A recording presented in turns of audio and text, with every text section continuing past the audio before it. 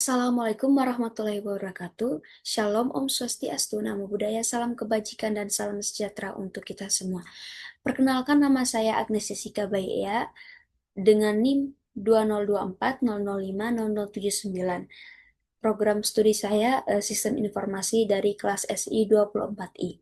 Jadi pada kesempatan ini saya akan menjelaskan mengenai diagram aktivitas dari sistem peminjaman buku digital pada studi kasus EduLab Digital Library.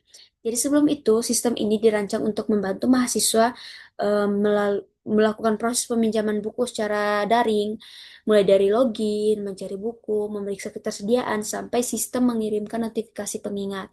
Jadi selain itu ada admin juga yang memiliki peran untuk mengelola buku dalam database.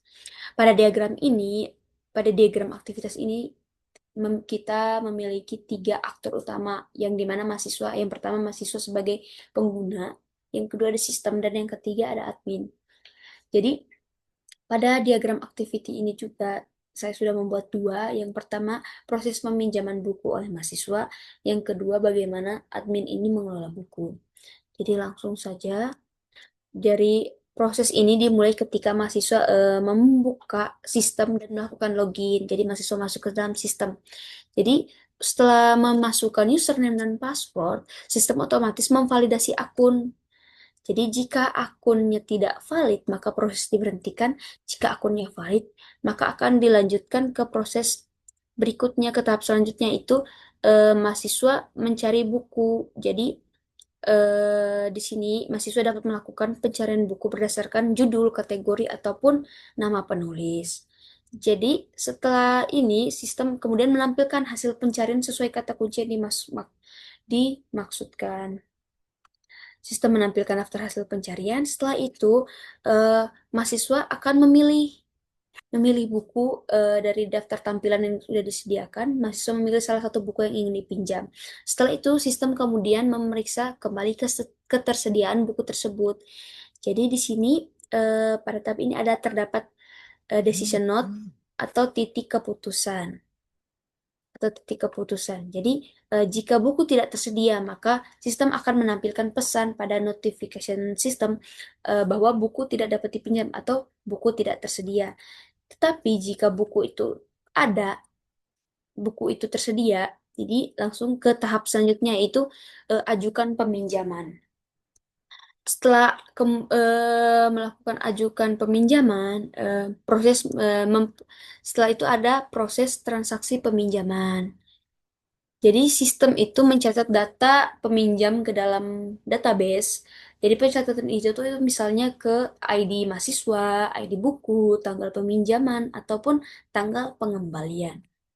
Jadi setelah transaksi berhasil dicatat, sistem mengirimkan notifikasi melalui email. Di notifikasi sistem ini kepada mahasiswa yang berisi informasi peminjaman serta pengingat tanggal pengembalian. Jadi sedikit penjelasan, yang ini garis tebal ini merupakan footnote, yang dimana footnote ini digunakan setelah mahasiswa mengajukan peminjaman. Pada titik ini juga satu alur proses bercabang menjadi dua aktivitas yang berjalan secara bersamaan, yaitu sistem mencatat transaksi peminjaman ke dalam database dan sistem mengirimkan email notifikasi kepada mahasiswa. Jadi dua proses ini tidak dijalankan satu persatu, melainkan secara paralel untuk meningkatkan efisiensi.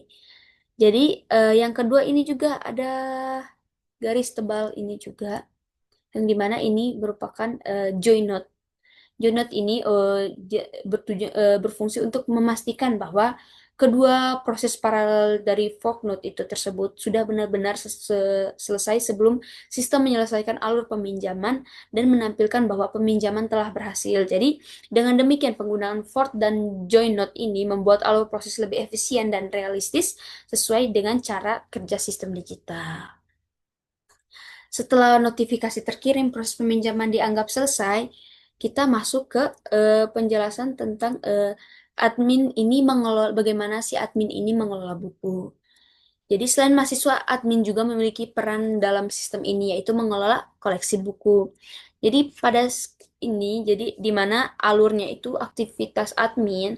Jadi dimulai dari admin login ke sistem, sistem memvalidasi atau memverifikasi. Jadi jika valid lanjutkan, jika tidak valid kita stop, berhenti di situ. Jadi di sini juga setelah lanjut, jadi sini admin memilih menu kelola buku.